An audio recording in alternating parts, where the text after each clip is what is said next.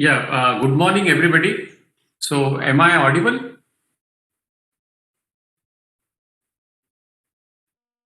Yes, sir. Okay, thanks. So, let's start. So, today we have discussed various programming languages, but let's now kind of classify them. So, these are called as language paradigms. The way we, uh, think about writing programs in languages. So, first are these imperative types of languages, which typically use the von Neumann architecture principles. That is, von Neumann architecture essentially says that to use a CPU, we have this stored program concept. So a stored program means the instructions are loaded into memory somewhere, and what the system does is it has a special register which is called as the program counter, and that points to the instruction that is going to be fetched next. So using the program counter, the next instruction is picked up and it is executed. It is decoded and executed. And execution will typically require either transfer of control from this point of the program to some other point, or it requires us to update certain, make certain changes into the state of the CPU. So, for example, some memory location is altered, something is read and obtained onto the registers of the machine, or some flags are set, some special conditions are set so that the program state is altered. So this state-based transition approach is essentially this von Neumann architecture. So it says at any point a program has a particular state, which the state would encompass values of all the variables that are there in the program, any flags or any conditional things that are being set by the program, etc. So imperative languages essentially support that model where typically the execution of a program is a sequence of statements where either we have transfer of control from one location of the program to some other location, or we have state changes. That is, either we have an assignment statement or some other ways in which the values of the variables are changed. So different programming languages like Fortran, Pascal, Basic, C, all of them follow this particular view of, and they are all imperative programming languages. Where imperative here, this term is used when to solve a particular problem, we essentially state what are the steps required to solve that problem. Okay, so a program is essentially a sequence of steps, and that is this imperative view. Okay, and in that, these von Neumann based languages are the ones which are listed there.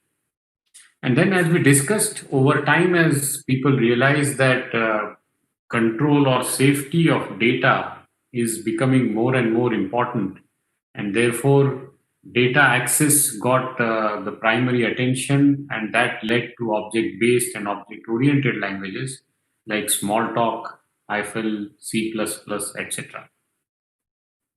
And then with the advent of the web, where we want executions in such a way that there are multiple programs, the output of one program becomes the input of another program, the second program's output becomes input of the third program, and some sort of a pipeline. So where these scripting languages come into play, where these programs themselves may be written in some different languages also, and there is a standard way with which these input and output transformations are made. And so these scripting languages like Perl, Python, JavaScript, PHP, etc., are the languages which make it convenient for us to program over the web. Okay, in between there are languages which also convenient for program over networks where there is this portability issue addressed, and such a language is Java. Okay, vis-a-vis this paradigm of imperative languages, the other paradigm is called as declarative, where for solving a particular problem, we do not state explicitly give the statements or this how we are going to solve that particular problem.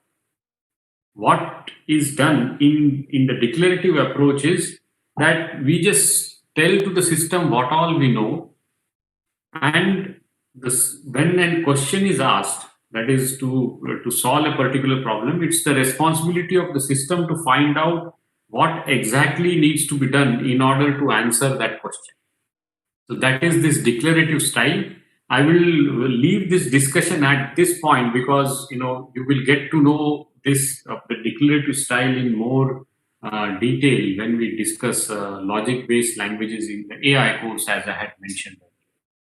So there are two classes of declarative languages. One which is called as functional languages, where the program essentially consists of functions and it's just function calls.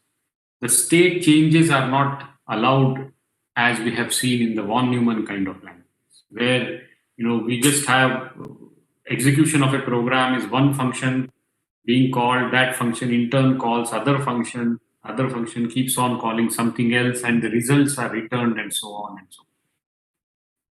So for symbolic computation, these functional languages are important, and why they disallow state changes is that because of a state change, many things cannot be efficiently parallelized. So this immutable states actually is something that is a powerful mechanism with which we can parallelize these programs, and functional programs belong to that category. So various programming languages which support this paradigm are languages like Scheme, ML, Lisp, FP, and so on. And then the second type, which we had discussed earlier, about logic-based programs, where the programming task is just to tell to the system whatever knowledge which we have in our brain, and then keep on asking questions, and then the system is supposed to come out with those answers automatically.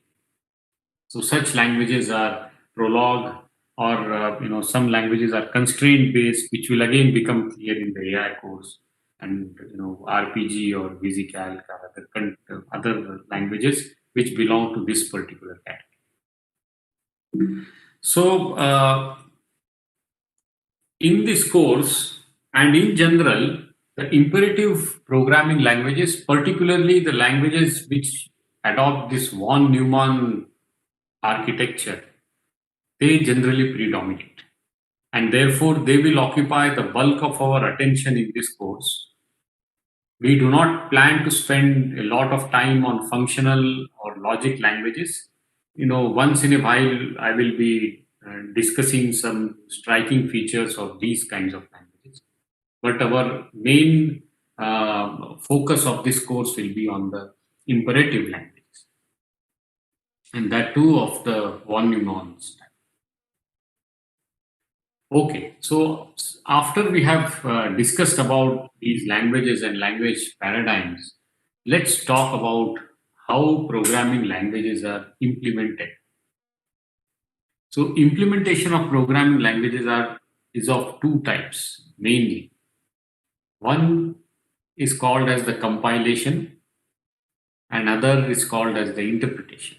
And now in this set of slides, we will kind of discuss and clarify about these two approaches. And I urge you to be a little attentive here because it's a crucial difference. And if at any point in time you feel that something is not clear, please feel free to unmute and ask or type.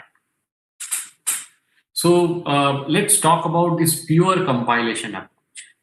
So as is written in the slide, so the compiler is a system software that translates the high-level language source program into an equivalent target or the executable program, typically in some machine language, And during execution, we run this particular executable program, and at that point, while the program is being run, the compiler is not present at that point during execution.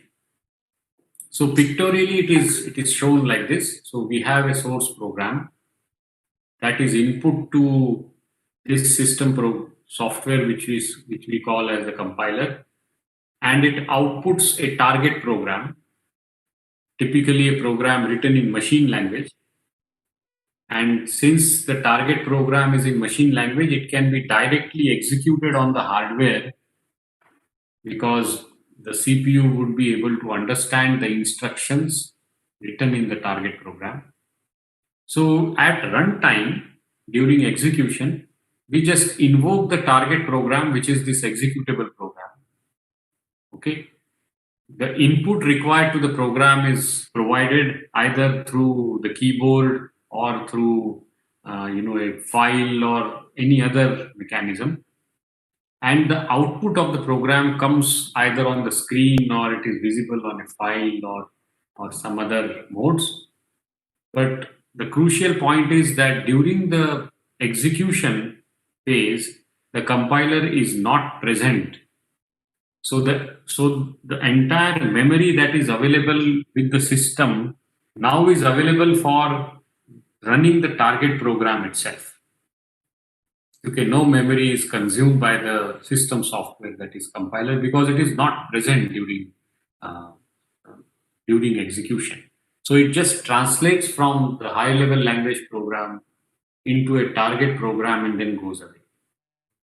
Okay, so that's what we have used generally. So I'm sure in the first year programming language course and in DSPD1, you would have used certain compilers, probably Dev CPP or some such compilers, where you wrote your program using an editor, okay, and then invoke the compiler option, which created an executable. And when you say run, it is the executable file that actually is being run. The compiler is not present in. Similarly, on the Linux platform, if you have used the GCC compiler and let's say your program is, let's say, hello.c, you would say hello. You would say GCC on the command prompt, you would say GCC hello.c, and by default, you have an output which actually, by default, Linux says that the output is a.out. And on the command prompt, if you say a.out, you actually are running the executable program. During execution, the compiler is not present. You may also choose to use a different name for the output instead of the default name of a.out. So you could say something like this, and that I have typed on the chat window, which says gcc hello.c -o hello. It says that the name of the output file should be hello rather than a.out. So this particular command will generate an executable file whose name is hello. And then on the command prompt, if you just type hello, that executable file will be executed by the hardware. So wherever it wants input, typically as part of the scanf statements, which might be present in hello.c file. So we will pause for inputs to be given from the keyboard and the execution happens. If there is anything that is printed out, it will be printed on the screen. Right. So this is this compilation step. Okay. So again, I just want to reiterate key things. A compiler translates the high level language source program into a target, typically the executable program in machine language, and then it is not present and when the program actually is running. So the executable program is the only thing that is present in memory when it runs, and it takes its input and produces out. Right? So this is pure compilation. Let's talk about pure interpretation now. So interpreter is another kind of language translator or a system software which actually is present during runtime. Okay, so interpreter is the program that is running, and that takes a statement or a group of statements or something of that sort, depending on how the interpreter itself is written. So it takes, for simplicity, let's assume it takes one statement from the source program, that is the program that the user or we have written. It then translates that particular statement into a statement that can be understood by the hardware, so essentially into executable code or machine language. And if that particular statement requires some input, so that input is also taken, and then that statement is executed, okay, by the interpreter, because it has been translated into hardware instructions. The hardware can execute it, and if there is some thing that is printed out because the state